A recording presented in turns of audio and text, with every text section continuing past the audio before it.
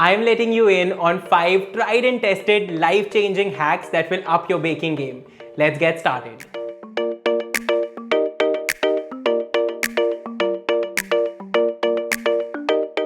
So my first hack is about how you can fix a broken chocolate ganache. A lot of time when you're making ganache, because of overheating the cream or because of the kind of chocolate that you're using or because of overbeating the ganache, you will see that the ganache splits, and what happens is that the cocoa butter separates from the solid and you can see it floating on the top, which gives your ganache a super oily look and it doesn't look as nice and smooth as you'd like it to. But now going forward, you don't need to discard a ganache that's split or broken and waste all the chocolate and cream that you've put in. All you need to use is an emulsion blender like this to emulsify your ganache that would force everything to come together in a nice and smooth consistency. This could take about 8 to 10 minutes or more depending on the quantity of your ganache. For this hack to work, it's important for your ganache to be warm.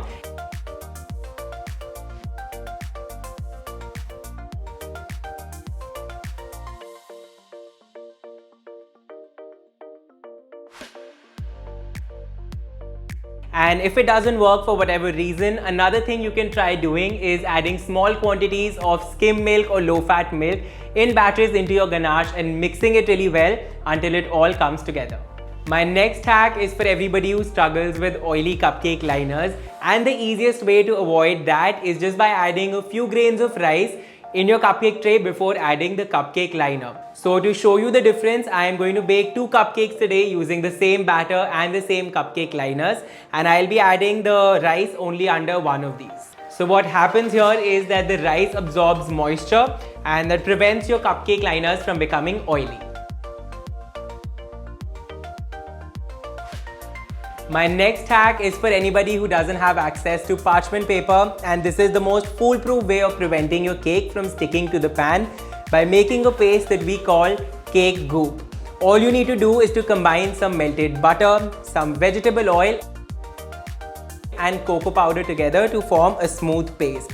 Now I'm using cocoa powder because I'm making a chocolate cake today. But if you're making a light colored cake, simply substitute your cocoa powder with equal quantities of maida or all-purpose flour. And once your cake goop is ready, you could use it to coat your cake pan using a pastry brush.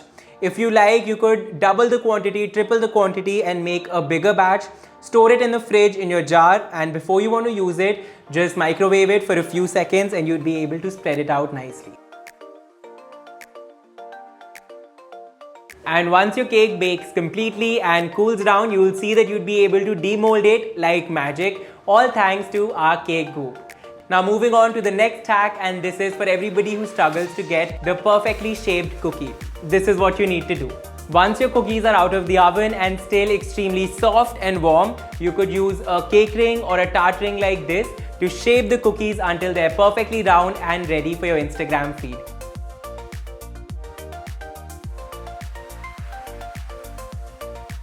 And trust me, if you use this hack, you'll never have cookies which are weirdly shaped and all over the place.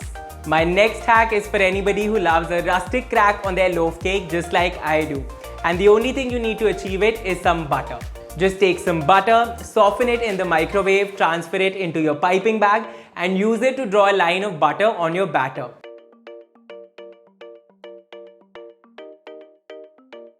I like doing it in the middle, and once you bake your cake, you will see that it will crack open right where your line is. So these are the 5 hacks that I wanted to share with you today, and I hope you enjoyed watching this episode of Tested by Shivesh. If you like watching it, make sure you give it a big thumbs up and subscribe to my channel. I'll see you guys with another episode from this series next week.